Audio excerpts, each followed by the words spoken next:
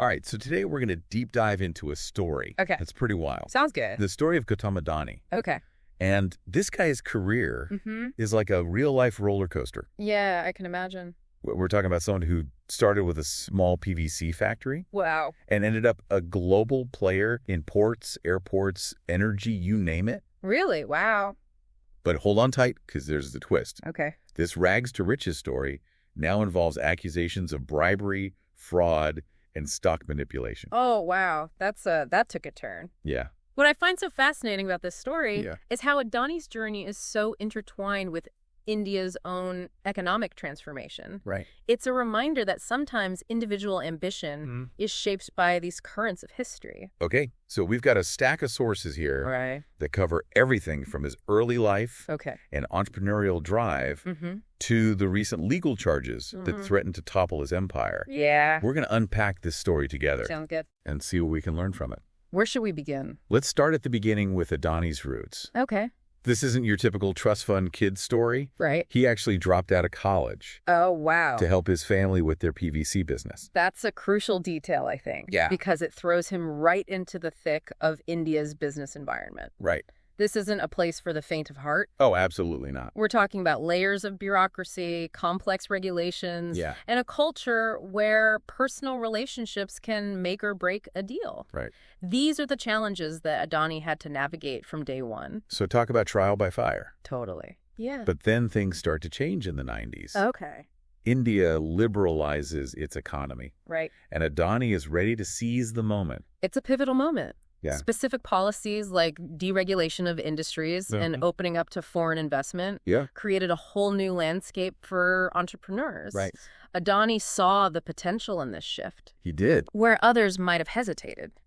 And one of those opportunities was polymer importing. Okay. But the thing is, Yeah, he had zero experience in this field. really. It was a huge gamble. Exactly. And this is where we start to see Adani's appetite for risk emerge. Yeah. It's a calculated risk, though. Right? He recognizes the demand, sees the gap in the market, Yeah. and jumps in head first. Wow. Many others were too risk-averse to make such a bold move. Right. But for Adani, this becomes his first major win. It's like that quote from our sources. Yeah. Where he says, entrepreneurship is about taking risks and being okay with sometimes getting lost, sometimes falling.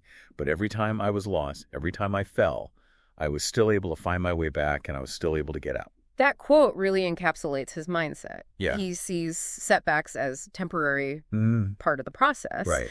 And this polymer success wasn't just a lucky break. Right. It fueled his expansion into other sectors. So this is where he starts building what we now know as the Adani Empire. Yeah. Ports, airports, power generation, renewable energy. He was everywhere. It's incredible. Was it all brilliant foresight? Or was there some luck involved? I think it's a combination. Yeah. Adani seems to have a knack for identifying emerging opportunities Right. and then aggressively pursuing them.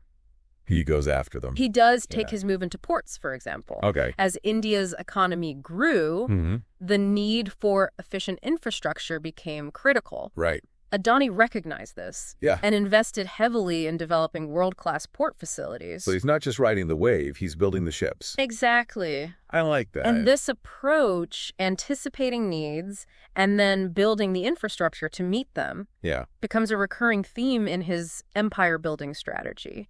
But even with all his success, things weren't always smooth sailing. Right. In 2023, this U.S.-based firm, Hindenburg Research, enters the picture. Yeah, Hindenburg Research is a short seller. Okay. And their report on the Adani Group wasn't just some market gossip. They accused Adani of engaging in stock manipulation and accounting fraud, Oh, wow. claiming to have evidence of shell companies and inflated valuations. Whoa, we'll hold that back up a bit. Sure. For those of us who aren't finance wizards, can you explain what short selling is and how it works? Yeah, so in simple terms, short selling is betting against a company. Okay. You borrow shares of a company's stock, sell them at the current market price, Right. and then hope the price drops. Okay. If it does, you buy the shares back at the lower price, return them to the lender, and pocket the difference as profit. So Hindenburg was basically saying, we think Adani Group is overvalued and we're going to profit when the truth comes out. Exactly. And their report, whether entirely accurate or not, Right. had a significant impact. It did. Adani's stock prices took a nosedive, wiping out billions of dollars in market value. Wow. It makes you wonder how much power these short-selling firms have. Yeah. Could they manipulate the market just by releasing a negative report, even if it's based on shaky evidence? That's the debate surrounding short selling. Right. On one hand, they can act as watchdogs, uncovering fraudulent activities that might otherwise go unnoticed. Yeah. But their tactics can be aggressive. Okay. And their motivations are sometimes questioned. So in Adani's case, this Hindenburg report was a major blow. Yeah, it was. Even though he vehemently denied all the allegations. Right. But then, just a few days ago, things took an even more dramatic turn. Oh, really? Yeah. The U.S. Department of Justice stepped in and issued an indictment. Wow. And these aren't just allegations of market manipulation anymore. We're talking about serious criminal charges. This is where things get really serious. Yeah. Bribery or fraud. Yeah. Potentially defrauding U.S. investors. Right.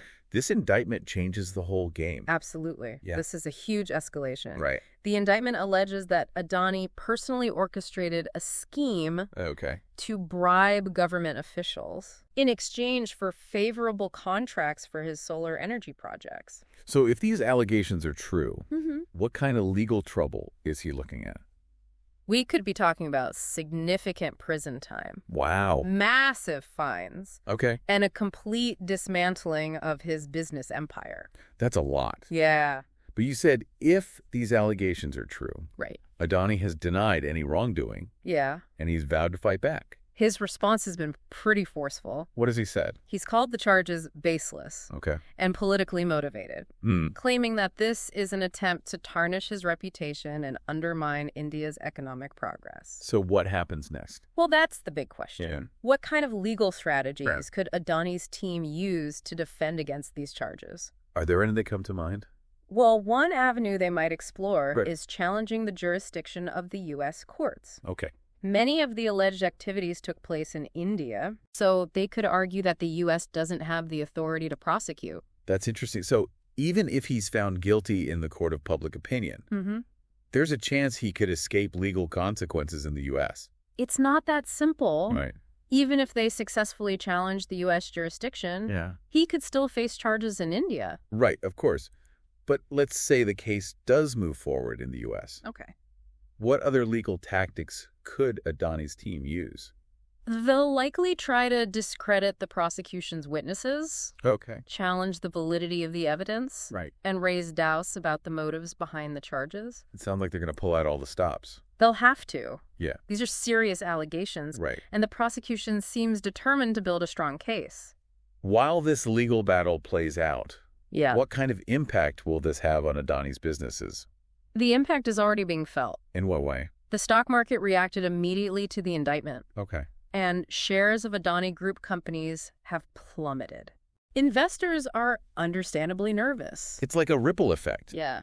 The uncertainty surrounding the case could affect everything from Adani's ability to secure funding for new projects to his relationships with existing partners. Exactly. This case casts a shadow over his entire empire. But Adani has faced challenges before. He has. And he's always bounced back. Do you think he can weather this storm? It's hard to say. Yeah. This is the biggest challenge he's ever faced, and the stakes are incredibly high. It's almost Shakespearean, this rise and fall. Yeah. It raises so many questions about ambition, success, and the price of power. It's a reminder that even the most successful individuals are not immune to scrutiny. Right. And that the pursuit of ambition can sometimes lead to ethical compromises. And it's not just about Adani himself. Right. This case has broader implications. It does. What does it tell us about the challenges of doing business in a globalized world, especially in emerging markets like India? It highlights the complexities of navigating different legal systems and the risks associated with operating in countries where corruption might be rampant. This case could also have a chilling effect on foreign investment in India. That's a real concern. Yeah. Investors might become wary of putting their money into a country where the rule of law is perceived to be weak or inconsistently applied. So the ramifications of this case extend far beyond Adani and his companies. Yes. Yeah. It touches upon issues of corporate governance, geopolitical risks, and the delicate balance between economic development and ethical conduct. A lot to unpack. It is. But before we get ahead of ourselves, Okay. let's step back and look at the bigger picture. Okay, so we've been going pretty deep on this whole story of Gautam Adani. Yeah. The highs and lows. Mm-hmm. And now this massive legal battle just kind of hanging over him. Right. It makes you think, what can we all learn from this? That's a great question. Even if we're not building these billion-dollar empires. Well, I think Adani's story, regardless of how it ultimately ends, offers some powerful insights into ambition, resilience, and the importance of making ethical choices. So let's break it down a little bit. Okay. You mentioned resilience a couple times. Yeah. How did that play a role in Adani's journey? Well, think back to his early days. Okay. He had to navigate India's notoriously complex business environment. Yeah, it sounded pretty rough. Deal with constant regulatory hurdles. Right. Fight for every opportunity. Yeah. And then there were the market downturns. Of course. The competition. And those attacks from those short sellers like Hindenburg. Yeah, like it just kept coming at him. He faced setbacks at every turn. Really? But he never gave up. He even has those 5 principles for success, right? Exactly. I remember reading about those in one of the sources. These principles, which he talks about often, emphasize adaptability, learning from mistakes, and never losing sight of the long-term vision. So it sounds like these aren't just empty slogans. They're not, yeah. They seem to be really ingrained in his whole approach to business. Yeah. And his life. To life, yeah, exactly. It's almost like he sees challenges as opportunities to grow. Yeah, I think that's a key takeaway here. Okay. Resilience isn't just about bouncing back from setbacks. Right. It's about using those experiences to learn, adapt, and become even stronger. Okay, so that's something that any of us can really use. Oh, absolutely. Whether you're an entrepreneur, a student, or someone just trying to navigate life. Totally. But resilience isn't enough on its own, is it? You're right. What about the ethical considerations? Yeah. This whole indictment raises some serious questions about Adani's conduct. It does. This is where things get complex. Yeah. Adani's story reminds us Yeah. that ambition, no matter how powerful, Right. needs to be guided by a strong moral compass. Because in the end, success without integrity is meaningless. Exactly. It might bring wealth and power in the short term, Right. but it can also lead to lasting damage. Yeah. Damage to one's reputation, relationships, and even to society as a whole. So what's the takeaway here? Yeah. Are you saying that we should all be less ambitious? Not necessarily. Okay. Ambition's a powerful driving force. Yeah. It fuels innovation, progress, positive change. Right. But it needs to be balanced with a strong sense of ethics. Yeah. And a commitment to doing things the right way. It's like walking a tightrope. Oh, I like that. You need ambition to propel you forward, but you need a steady hand and a clear sense of direction to keep from falling. That's a great analogy. Thanks. It's a challenge we all face, whether we're striving for success in business, in our personal lives, or in our communities. So we have to ask ourselves, Yeah. what are we willing to sacrifice in pursuit of our goals? Right. And what kind of legacy do we want to leave behind? Yeah. Those are some pretty deep questions. They are. And there are no easy answers. Right. But Adani's story, with its dramatic rise and its current uncertainty, serves as a powerful reminder that these questions matter. It's like this cautionary tale urging us to think critically about our own ambitions and the choices that we make along the way. Exactly. So as we wrap up this deep dive, I want to thank you for joining us on this journey. Yeah, this was a good one. We've explored Adani's pretty remarkable rise. It is remarkable. The accusations against him and the broader lessons that we can all learn from his experiences. Yeah.